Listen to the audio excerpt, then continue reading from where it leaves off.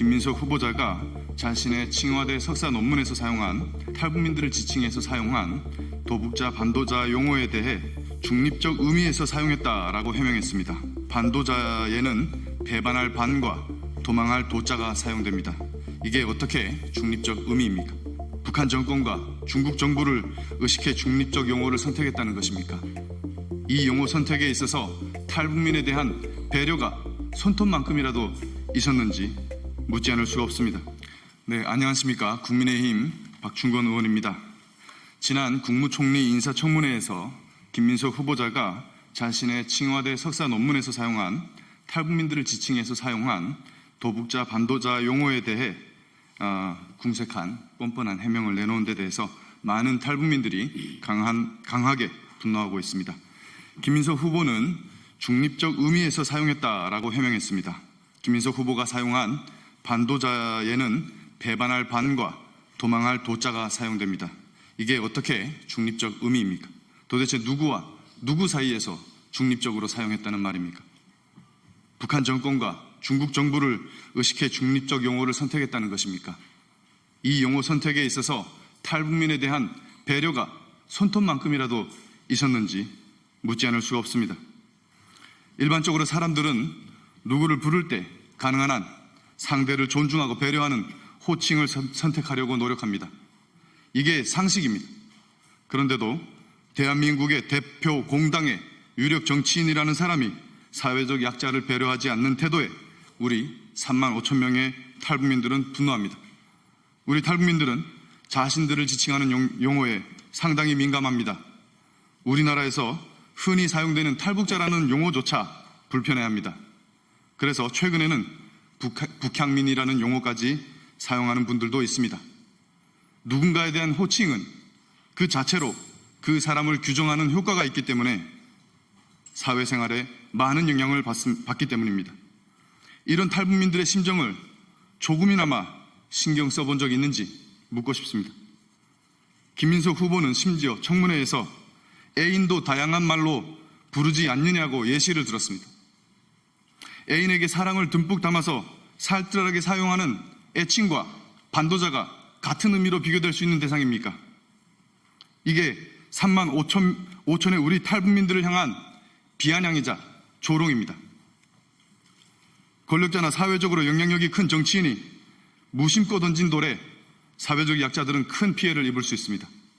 목숨 걸고 자유를 찾아서 정착한 이 새로운 땅에서 수많은 사회적 편견과 어려움을 이겨내면서 하루하루 악착같이 살아내고 있는 탈북민들에게 총리가 되겠다는 사람이 나서서 또 다른 부정적 낙인을 찍었습니다.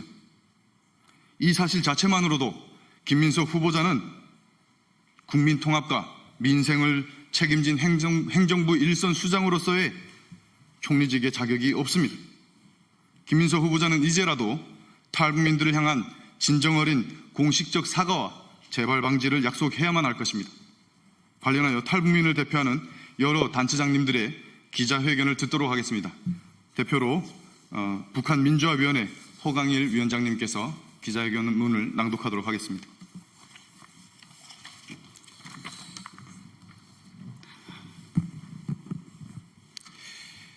김민석 국무총리 후보자의 도북자, 반도자가 중립적 의미라는 해명은 명백한 거짓말입니다. 안녕하십니까. 북한민주화위원회 위원장 허광일입니다. 지난 6월 24일 김민석 국무총리 후보자 인사청문회에서 반도자, 도북자 표현에 대한 김 후보자의 비아냥거리는 태도를 보면서 우리 3만 4천여 탈북민들은 경악을 금치 못했습니다. 이날 김 후보자는 이종배 위원장과 김희정 의원의 질의에 대해 중립적 의미에서 사용했다. 번역 과정에서 생기는 용리라고 답하였습니다. 그러나 이것은 명백한 거짓입니다. 첫째, 반도자는 단순한 탈출자, 즉 탈북자를 표현하는 단어가 아닙니다. 배신하고 도망간 자라는 뜻입니다. 중국어 번역 사이트에서 반도자를 검색만 해봐도 배신자로 번역되는 것을 확인할 수 있습니다. 여기 왼쪽에 있는 사진이 바로 그 증거입니다.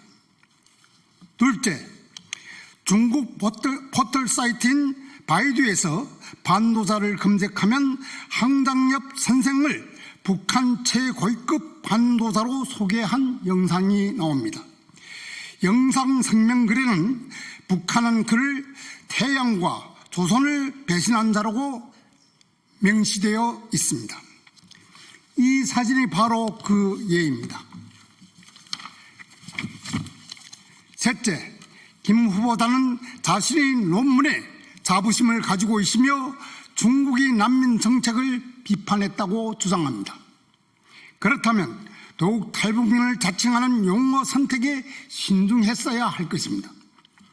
2005년 노무현 정부 시절 통일부는 세터민이라는 용어를 탈북민 대신 사용했습니다. 탈북에서 나오는 낙인 효과를 완화하려는 뜻에서였습니다. 심지어 민주당에서는 북한에 고향을 둔 사람이라는 뜻이 북향민이라는 용어도 사용하고 있습니다. 2022년 20대 대선 당시 민주당 송영길 대표는 민명덕 의원과 함께 민주당 당사 2층 브리핑룸에서 이재명 후보 지지선을 위해 어려운 결정을 해주신 북향민 여러분들께 감사를 드린다라고까지 했습니다.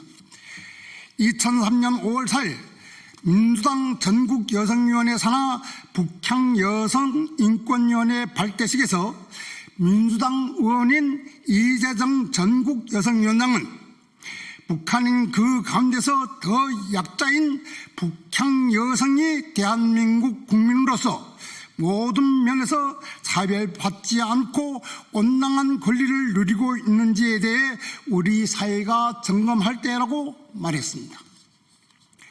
민주당에서 사선의 최고위원까지 맡았던 김 후보자가 이런 사실을 알고 있습니까?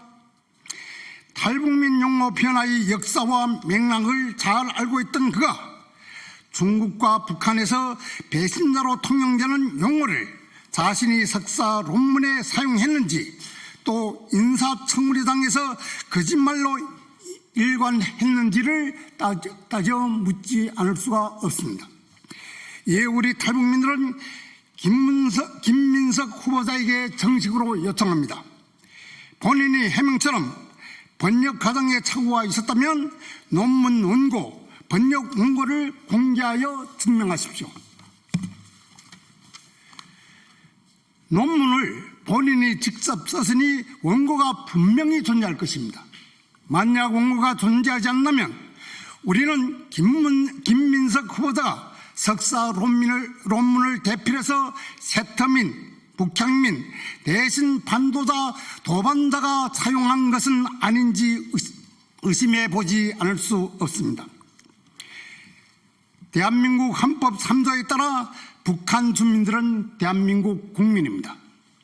김일성 일가의 끔찍한 굶주림과 인권 유리를 견디다 못해 목숨 걸고 두만강 압록강을 건넌 탈북민들을 비하하고 북한과 중국이 프레임에 동조한 김민석 후보자는 이미 국무총리 후보자로서 자격 미달입니다.